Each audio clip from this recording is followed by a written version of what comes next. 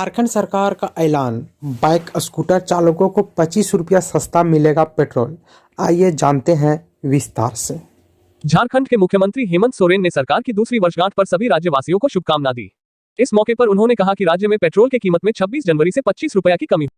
क्या करेंगे कोई नहीं बता सकता, इसीलिए हमने इस बार जो देश में पेट्रोल और डीजल की जो दाम आसमान छू रही है, इसका बुरा असर गरीब और मध्यम वर्गीय छोटे मझोले के ऊपर जो पड़ रहा है, और जो बड़ी बड़ी मोटर कारों में घूम रहा है उसकी तो चिंता नहीं है। उसको तो खैर 150 रुपया जेब से निकल भी गया तो कोई फर्क नहीं पड़ता, लेकिन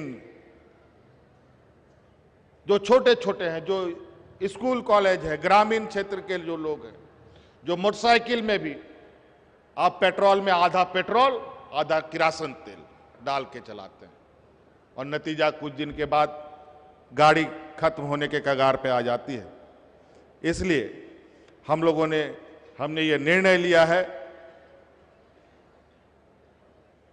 कि लोग को इस समस्या से निजात दिलाने के लिए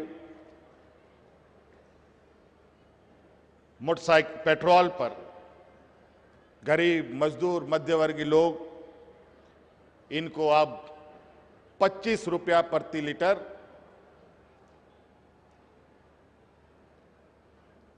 उनको राहत देने का घोषणा आज इस मंच से की जाती है।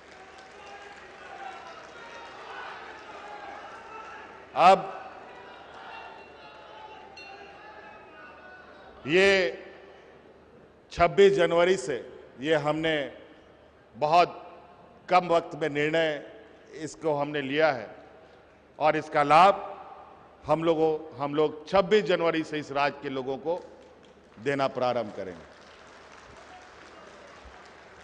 और संसाधन जैसे जैसे हमारा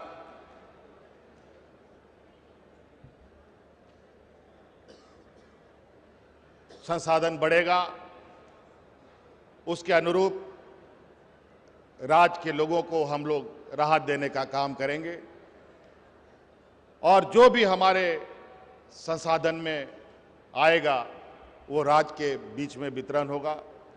और लोग ये भी कहते हैं कि खजाना खाली है, तो आखिर ये कहां से बांट रहे हैं।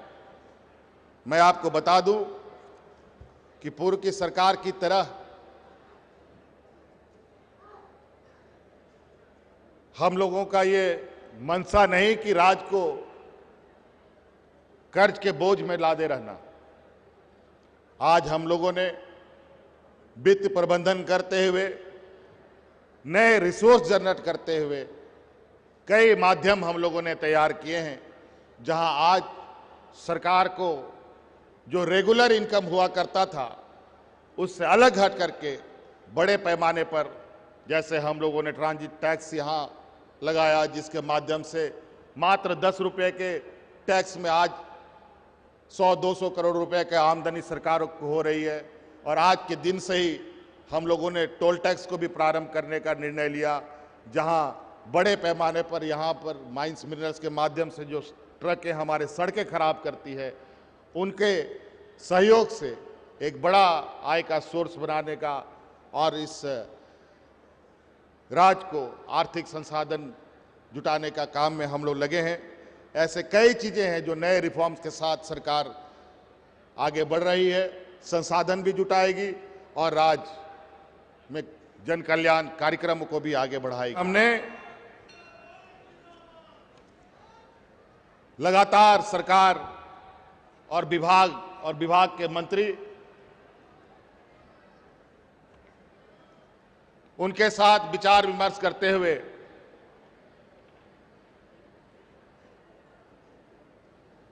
सरकार के आंतरिक संसाधनों को भी ध्यान में रखते हुए और राज्य के आने वाली पीढ़ी की जिम्मेवारी अपने कंधों पर लेने की एक संकल्प के साथ हम लोगों ने उनकी जो मांगे थी उन मांगों को पूरा करते हुए इस संकल्प के साथ उनके साथ आगे बढ़ने का प्रयास किया है कि आने वाला समय 12 महीना में हमारे पारा शिक्षक 11 महीना स्कूलों में नजर आएंगे।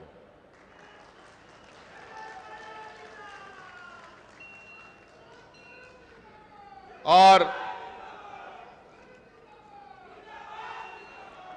इसके लिए हमारे पारा शिक्षकों का जो 20 सालों से मांगे इनकी चली आ रही थी कि 60 वर्ष तक की नौकरी, वो भी पक्का हो गया। 50% का वेतन वृद्धि, ये भी आपकी मानी जाएगी। अनुकंपा पर आपकी नौकरी, ये भी हम आपके साथ हैं। जो आपकी सरकारी अवकाश की बात है, वो भी हम आपके साथ हैं। ऐसे कई चीजें, आप विश्वास रखें, ये सरकार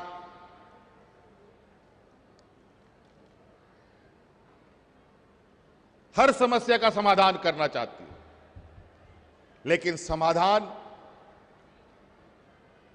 नियम संगत हो, राजहित में हो और ऐसे समाधान निकाले जाए कि उस समाधान से राज पीछे नहीं बल्कि राज आगे जा सके।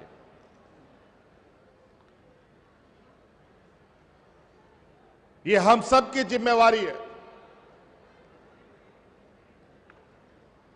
इसलिए हम जितने भी अनुबंध कर्मी हमारे राज्य में हैं, आंगनबाड़ी, नर्स वगैरह बहुत सारे अनुबंध कर्मी लोग हैं जो अपनी मांगों को लेकर सड़कों पर समय समय पर आते हैं।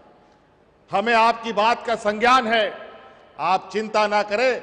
सड़कों पर उतरने से समस्या समाधान नहीं होगा, वार्ता करने से समस्या का समाधान होगा।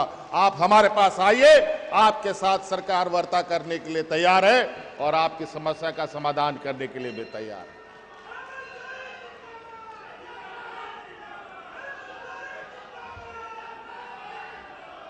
इससे राज का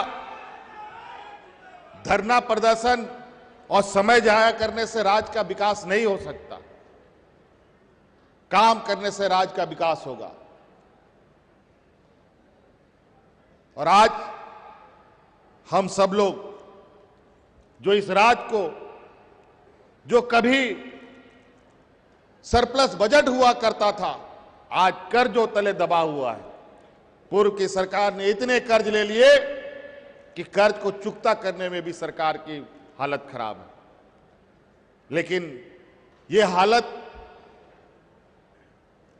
नहीं होनी चाहिए थी।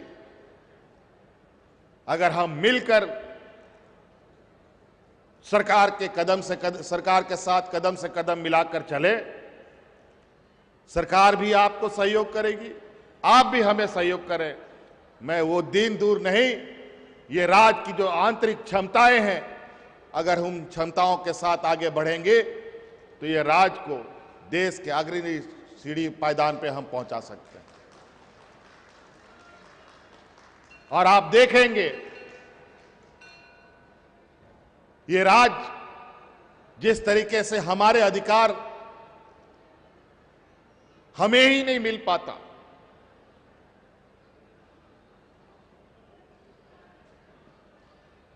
और इस राज की क्षमता ऐसी है कि अगर राज्य में अच्छी प्रबंधन, अच्छा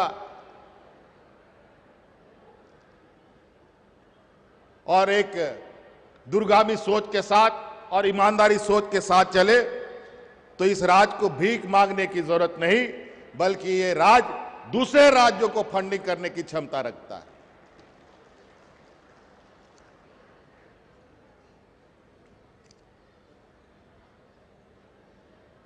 हमारे कुछ जो विपक्ष के सहयोगी हैं, ये लोग कहते हैं कि हम लोग महिला विरोधी हैं, महिला सशक्तिकरण के विरोधी लोग हम लोग हैं। और ये कहते हैं जो महिलाओं को 1 रुपया में 50 लाख की संपत्ति रजिस्ट्री करने का जो हम लोगों ने योजना चलाया था, उससे महिला सशक्तिकरण हो रहा था, जिस योजना को हमने बंद कर दिया। ये योजनाएं अमीरों के लिए थी, गरीबों के लिए नहीं। और उन पैसों को बचाकर आज जरूरतमंद, गरीब, वृद्ध व्यक्तियों को, वृद्ध महिलाओं को पेंशन देना क्या महिला सशक्तिकरण नहीं है? क्या महिलाओं को, हड़िया दारू में बेचने वाली महिलाओं को विकास के मुख्य धारा से जोड़ना महिला सशक्तिकरण नहीं है? क्या विधवा महिलाओं को स्वावलंबी बनाने का अधिकार देना महिला सशक्तिकरण नहीं है? ये फिजूल खर्ची चीजों को हमने बंद करते हुए उन लोगों तक उन योजनाओं को पहुंचाया है जिनको सबसे अधिक जरूरत है। कौन यहां की महिलाएं हैं जो 50 लाख रुपए का फ्लैट यहां पर खरीद सकता है? यहां का आदिवासी दलितों को तो कोई फ्लैट भी नहीं देता है। यहां पर 1 रुपया में रजिस्ट्री क्या करेगा? कौन पिछड़ों को फ्लैट देता है? और ये 1 लाख रुपए अमीरों को बांटकर महिला सशक्तिकरण करने की बात करते हैं। आज इस राज्य की जो 20 सालों में जो स्थिति बनी है वो किसी से छुपी नहीं है। यहां आज भी ऐसे लोग हैं जिसको शरीर ढकने के लिए उनके पास कपड़े नहीं है, तन ढकने के लिए महिलाओं के पास कपड़े नहीं है। आज ऐसे भी गरीब यहां रहे जिनको 2 वक्त का अनाज भी ठीक से नहीं मिलता था। आज ऐसे भी यहां पर परिवार के लोग रहे जिनको एक साधारण सा पैरासिटामोल की दवाई खरीदने की पैसे उनके पास नहीं रहे। लेकिन आज सर्वजन पेंशन के माध्यम से धोती साड़ी, सोबरन धोती साड़ी योजना के नाम से चलाई जा रही योजना से के माध्यम से आज इस हर राज्य के हर गरीब मजदूरों को, जरूरतमंदों को साल में 2 बार तन ढकने के लिए कपड़े सरकार दे रही है। राशन कार्ड भारत सरकार के अनुकंपा के आधार पर आपको एक सीमित राशन कार्ड बांटने हैं। बेचारे भूखों की तो संख्या यहां बड़े पैमाने पर है। एक गांव में 1, 2, 4 राशन कार्ड आपको मिलेगा और बाकी गांव बेचारा टुकुर टुकुर देखता रहे। पेंशन भी वही हाल। एक पंचायत में 5 लोग, 2 लोग, 1 लोग को पेंशन मिलता था। वृद्धा पेंशन उसी तरीके से, दिव्यांग को भी वही हाल। किसी गांव में मिला, किसी को नहीं मिला, भटकते रहो। विधवा पेंशन का वही हाल। विधवा हो गया 18 साल में और उसको पेंशन मिलेगा 40 साल के बाद। वो भी कोटा में आप आएंगे तब पता चला कि आप 60 साल के बाद भी वो विधवा को मिलेगा कि नहीं, और 60 साल में विधवा का मिलेगा कि वृद्ध का मिलेगा, ये समझ पाना बड़ा मुश्किल।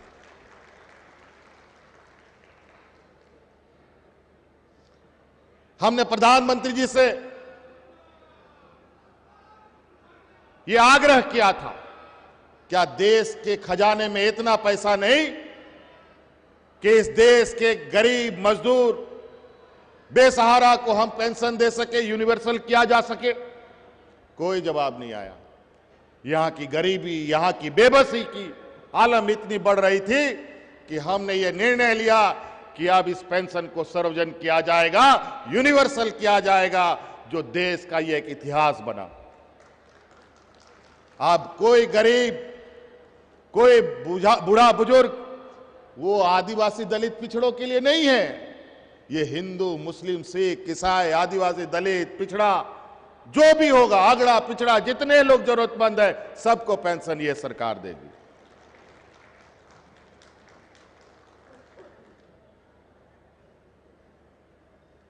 आज आप देखिए गांव में बूढ़े बुजुर्गों के चेहरे पर मुस्कान, दिव्यांगों के चेहरे पर मुस्कान।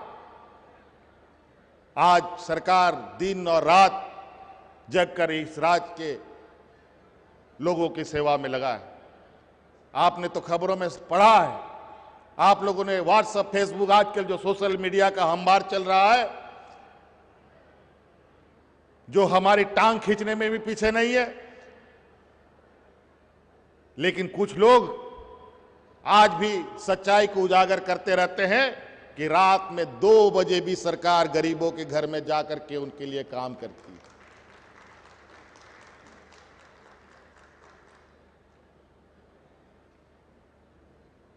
यह सरकार सोने वाली सरकार नहीं है।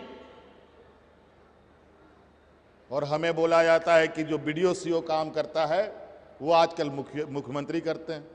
क्या गरीबों का आंसू पोंछना क्या हमारा कर्तव्य नहीं बनता? दुर्भाग्य है ऐसे सोचने वालों का, जो अच्छे कामों को भी नहीं पचा पाते। इसलिए आज कई चीजें हैं, अगर मैं बोलना शुरू करूं एक लाइन से तो बहुत लंबा फहरिस्त खड़ा हो सकता है। और आप सब लोगों को मालूम है कि यह राज भीख मांगने से नहीं मिला है, ना कोई प्रशासनिक दृष्टिकोण से मिला है। यह राज आंदोलन का उपज, यह शहादत का देन है। जैसे ये देश में अनेक लोगों ने शहादत दी तब ये भारत देश बना, उसी तरीके से अनगिनत लोगों का खून बहा तब ये झारखंड राज्य अस्तित्व में आया। शोषण के विरुद्ध, अत्याचार के विरुद्ध आदिवासी, दलित, पिछड़ा बहुल ये राज्य, जिन वर्गों का सदियों से शोषण होता रहा है, उन लोगों के लंबे संघर्ष का ये देन है कि ये अलग राज्य बना।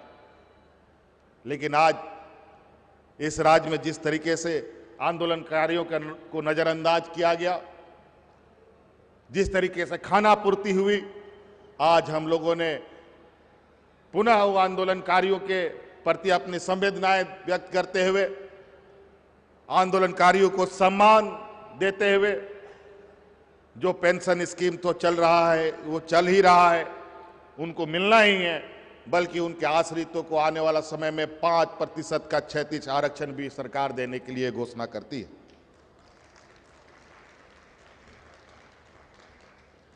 कई ऐसी चीजें हमारे सभी योजनाओं के बारे में लगभग हमारे आदरणीय मंत्रीगणों ने कह ही दिया, और आप सब लोगों को लगातार इसकी जानकारी हम उपलब्ध भी कराते रहते हैं समय समय पर, कभी कैबिनेट के माध्यम से, कभी प्रेस वार्ता के माध्यम से, अन्य चीज़ों के माध्यम से। इसके अलावा यहाँ पर हमारे नौजवानों के लिए, जो हमारे आने वाली पीढ़ी के लिए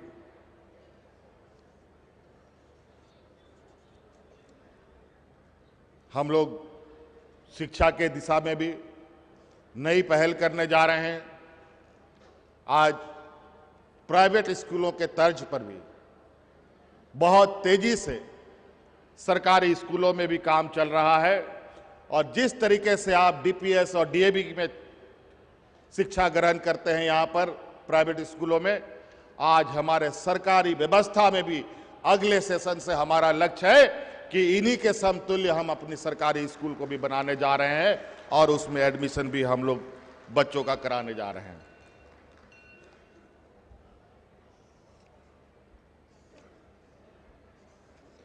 इसके अलावा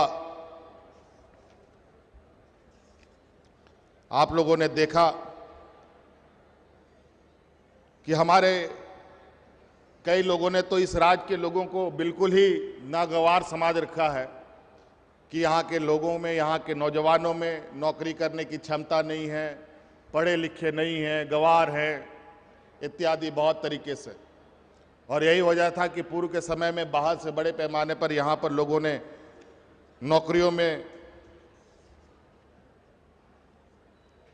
जगह बनाई और यहाँ के स्थानीय लोगों का रोजगार को भी कहीं ना कहीं चोट पहुंचाया।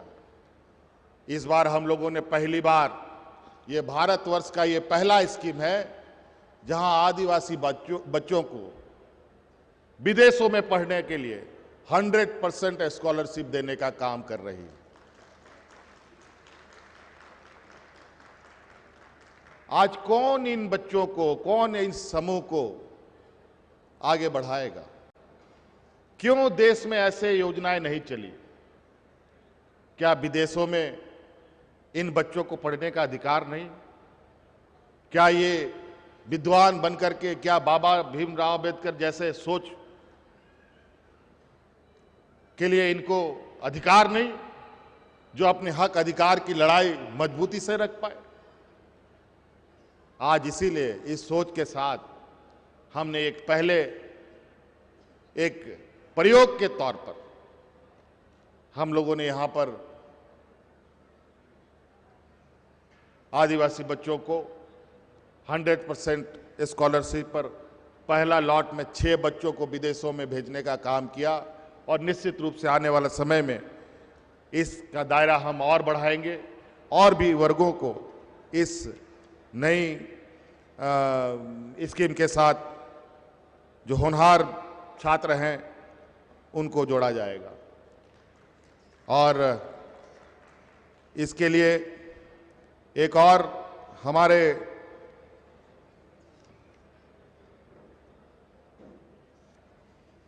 राज्य से एक आवाज उठती रही है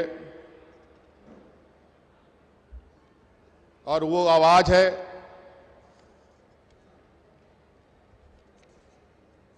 जो बहुत ही, वो भी अपने आप में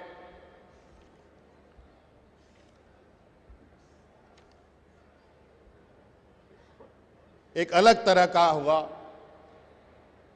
जो इस राज्य में लगातार ओल्ड पेंशन स्कीम लागू करने की बात कही जाती है। मैं उन सभी कर्मचारियों को कहना चाहूंगा, आप आश्वस्त रहें, आपके इस मांग पर पूरा सरकार गंभीर है और बहुत जल्द इस विषय पर भी हम लोग निर्णय लेंगे। किसान पाठशाला के विषय में आपको बताया ही गया होगा। इसके अलावा कई ऐसी चीजें हैं जो मुझे लगता है कि अब समय के अभाव में बता पाना बड़ा कठिन होगा। हम लोगों ने विगत 2 सालों में लगभग 28 से 30 योजनाएं धरातल पर उतारी। हम लोगों ने इस राज्य में ट्राइबल यूनिवर्सिटी का भी कानून पास किया। मॉब लिंचिंग कानून भी हम लोगों ने राज्य को दिया, जिससे राज्य में एक भय और एक डरावना वातावरण, एक दहशत का वातावरण था, उस वातावरण को खत्म किया जा सके। ऋण माफी के बारे में आप लोगों ने किसानों से खुद ही सुन लिया। इसके अलावा एक महत्वपूर्ण विषय बात बोल के समाप्त करना चाहूंगा। बहुत जल्द हम अपने छात्र छात्राओं के लिए स्टूडेंट क्रेडिट कार्ड लाने जा रहे हैं, जिसके माध्यम से आने वाले हमारे होनहार छात्रों को आगे बढ़ने में आसानी होगी। आपने सुना होगा, यहां पर बच्चों को लोन लेने में कई दिक्कतें आती हैं, खासकर अनुसूचित जाति जनजातियों के लिए। इसके लिए तो हम लोगों ने बैंक कर्मियों से बात भी की, लेकिन ना जाने उनको देखकर क्यों ऐसा लगा कि उनकी इच्छा ही नहीं है देने के लिए इन वर्गों को आगे बढ़ने का। आदिवासी दलित पिछड़ा इस राज्य में लगभग 50% है और 50% लोगों को आज इस राज्य का बैंक कोई सहयोग नहीं कर रहा। और आप अंदाजा लगा सकते हैं कि इन 50% लोगों को सहयोग ना करना राज्य को विकास के रास्ते पर बाधा डालने के बराबर है। इस विषय पर हम बहुत गंभीर हैं और बहुत जल्द इस समस्या का समाधान भी हम लोग निकालेंगे। और इसके लिए भारत सरकार हो या रिजर्व बैंक ऑफ इंडिया हो, जो भी हो, इसमें कानून में जो संशोधन करना हो वो हम लोग कराने का प्रयास करेंगे। इसके लिए कानूनी लड़ाई भी लड़ना हो तो उसके लिए लड़ेंगे। इसके साथ साथ अंत में आपको मालूम है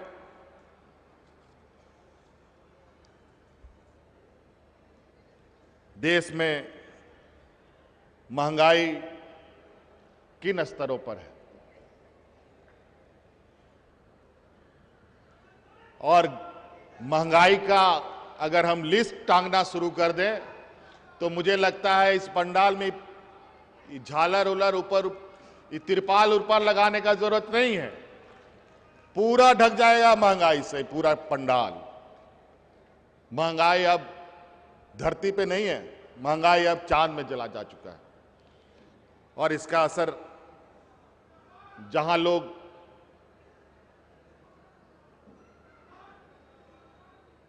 झोला भर भर के राशन लाते थे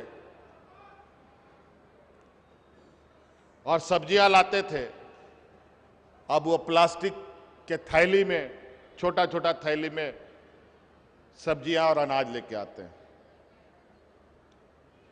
आने वाला समय क्या होगा नहीं होगा कह नहीं सकते। वैश्विक महामारी भी है, किसका बहाना किसके ऊपर मढ़ दिया जाएगा कोई ठीक नहीं। आज आप लोगों ने देखा कि एक महिला को हम लोगों ने कोरोना काल में उसके जो परिजन हैं वो मर गए, उसको 50,000 का अनुदान राशि सरकार ने दिया है और ये पहला ये घटना है। आज हाई कोर्ट, सुप्रीम कोर्ट, कई राज्यों में हाई कोर्ट राज्यों को पूछ रही है कि आप जो कोरोना काल में मारे गए उनको आप क्या मुआवजा दे रहे हैं। कोई कुछ बोलने वाला नहीं, लेकिन झारखंड ये पहली सरकार है जो मुआवजा भी देना प्रारंभ कर चुकी है। ये तो इस मंच से हम लोगों ने दिया है, हम तो कई मंचों में गए हैं जहां मैंने अपने हाथों से कोरोना में मारे गए उनके आश्रित परिवारों को सहायता राशि दी। कैसे जिएगा? कमाने वाला भी चला गया साथ छोड़कर, महंगाई भी आसमान छू रहा है। बच्चे पढ़ेंगे कि पेट भरेंगे कि पढ़ाई करेंगे कि रोजगार करेंगे, क्या करेंगे कोई नहीं बता सकता। इसीलिए हमने इस बार जो देश में पेट्रोल और डीजल की जो दाम आसमान छू रही है, इसका बुरा असर गरीब और मध्यम वर्गीय छोटे मझोले के ऊपर जो पड़ रहा है और जो बड़ी बड़ी मोटर कारों में घूम रहा है उसकी तो चिंता नहीं है। उसको तो खैर 150 रुपया जेब से निकल भी गया तो कोई फर्क नहीं पड़ता, लेकिन जो छोटे छोटे हैं, जो स्कूल कॉलेज है, ग्रामीण क्षेत्र के जो लोग हैं, जो मोटरसाइकिल में भी आप पेट्रोल में आधा पेट्रोल आधा किरासन तेल डाल के चलाते हैं और नतीजा कुछ दिन के बाद गाड़ी खत्म होने के कगार पे आ जाती है। इसलिए हमने ये निर्णय लिया है कि लोग को इस समस्या से निजात दिलाने के लिए मोटरसाइकिल पेट्रोल पर गरीब, मजदूर, मध्यवर्गीय लोग इनको अब 25 रुपया प्रति लीटर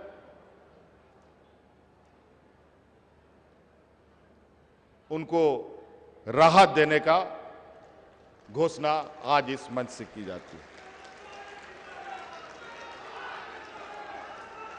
अब ये 26 जनवरी से ये हमने बहुत कम वक्त में निर्णय इसको हमने लिया है और इसका लाभ हम लोग 26 जनवरी से इस राज्य के लोगों को देना प्रारंभ करेंगे। और संसाधन जैसे जैसे हमारा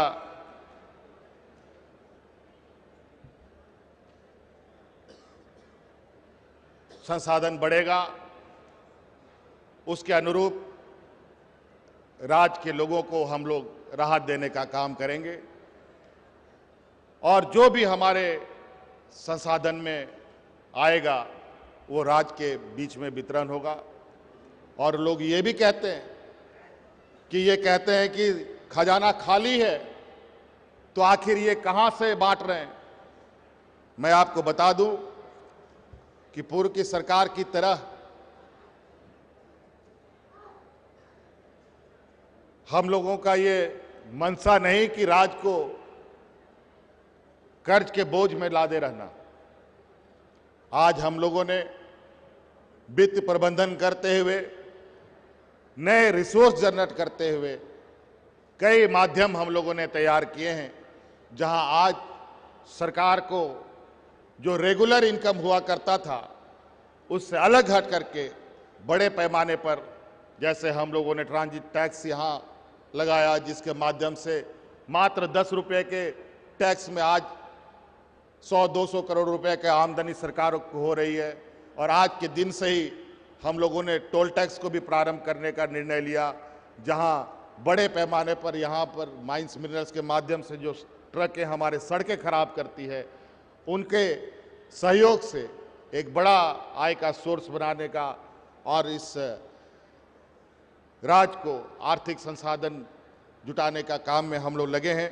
ऐसे कई चीजें हैं जो नए रिफॉर्म्स के साथ सरकार आगे बढ़ रही है, संसाधन भी जुटाएगी और राज्य में जन कल्याण कार्यक्रमों को भी आगे बढ़ाएगी।